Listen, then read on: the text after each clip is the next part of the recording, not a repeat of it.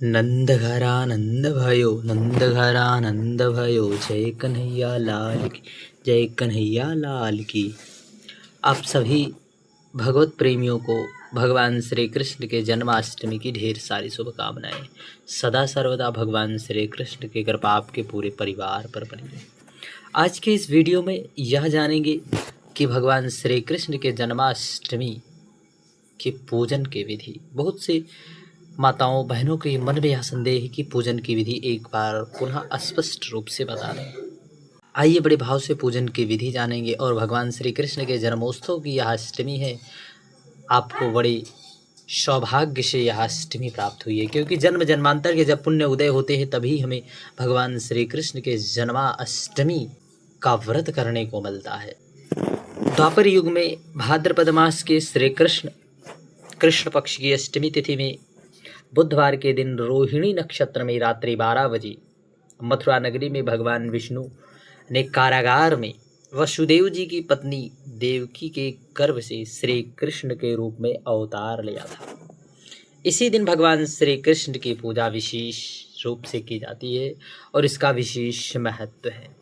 एक बात आपको बता दें, इस बार भगवान श्री कृष्ण की जन्माष्टमी 16 अगस्त को मनाई जाएगी। भाद्रपद मास के अष्टमी तिथि 15 अगस्त 11:52 पर होगी। वहीं 16 अगस्त को 9:36 तक रहेगी। कितने बजे तक? 9 बजकर, देखिए 11:52 पर होगी और 16 अगस्त को 9:36 समाप्त होगी।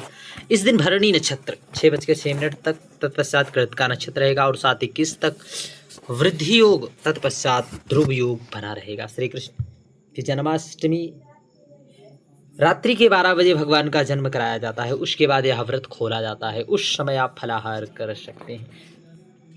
इसके लिए जन्माष्टमी की रात्रि 12 बजे खीर को 2 भागों में काटकर अलग किया जाता है। जिस प्रकार जन्म के समय बच्चे को गर्भनाल से काटकर मां से अलग किया जाता है, इस प्रकार खीरा जन्माष्टमी पूजन में जरूर रखना चाहिए। ज्योतिष गणना के अनुसार आपको बता दें, वर्ष 2025 में भगवान श्री कृष्ण की जन्माष्टमी का 5253वां जन्मोत्सव मनाया जाएगा। यह व्रत अनंत गुना पुण्यदायक माना जाता है। शास्त्रों और पुराणों की माने तो एकादशी का व्रत रखने से हजारों लाखों पाप नष्ट हो जाते हैं, लेकिन एक जन्माष्टमी का व्रत 1000 एकादशी व्रत के पुण्य के बराबर माना गया है।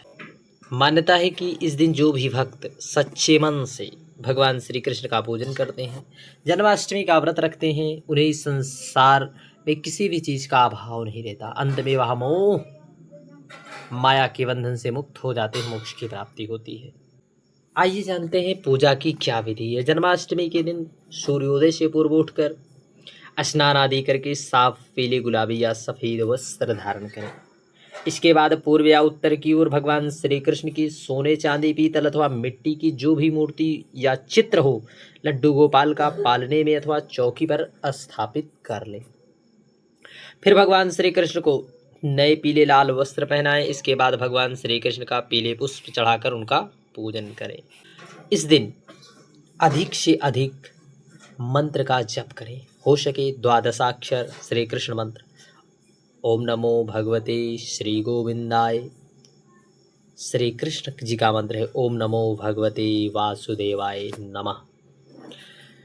स्कंद पुराण के मतानुसार एन कुर्वन्ति जानन्तः कृष्ण जन्माष्टमी व्रतं ते भवन्ति नरः प्राज्ञव्यालाः व्याघ्रस्य कानेन व्याला व्याघ्रस्य कानने।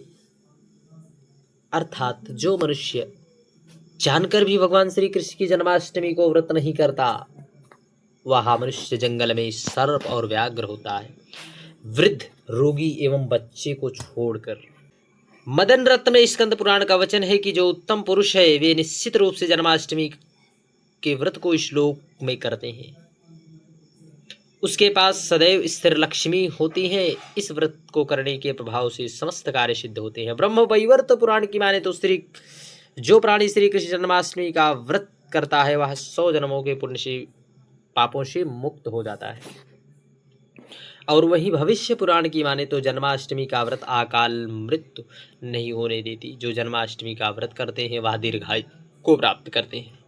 शास्त्रों के अनुसार एकादशी का व्रत हजारों लाखों पाप नष्ट करने वाला अद्भुत ईश्वरीय वरदान है, लेकिन जन्माष्टमी का व्रत हजारों एकादशी का व्रत रखने के पुण्य के बराबर है। भगवान श्री कृष्ण के जन्म में रात्रि 12 बजे हुआ था और 12 बजे के बाद श्री कृष्ण जन्माष्टमी का जन्मोत्सव मनाया जाता है। पूरे भारत में हिंदू धर्म में मनाने वाले मंदिरों में एवं प्रतीक के रूप में घर घर श्री कृष्ण जी का खीरा काट कर जन्म कराते हैं। जन्म के समय उनका दूध दही आदि से अभिषेक किया जाता है।